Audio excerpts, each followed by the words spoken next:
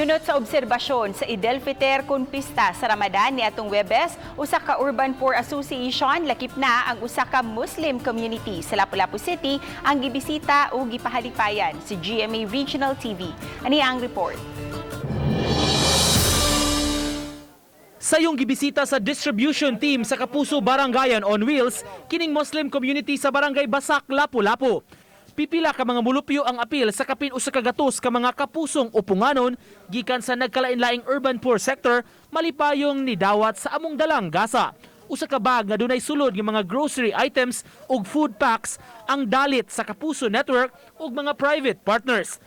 Mapasalamaton ang Muslim community leader sa Darul Islam Urban Association nga si Haji Muhammad Nur Pancho sa ilang nadawat.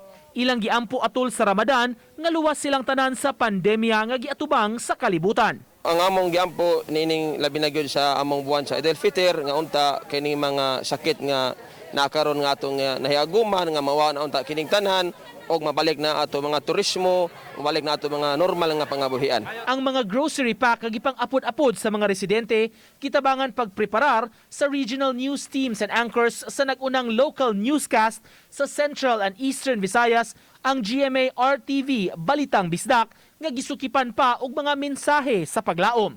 Ang distribution team, kauban ng mga private partners ug sponsors, gisiguro nga ang tanang nalambigit sa kalihukan, nagsunod sa minimum health and safety protocols, sama sa pagsulob og PPEs, face mask ug face shields, lakip na ang pag-disinfect sa venue.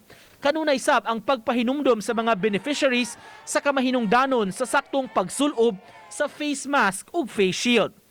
Uban ni Philip Patricio, Nico Sereno, Balitang Bisdak.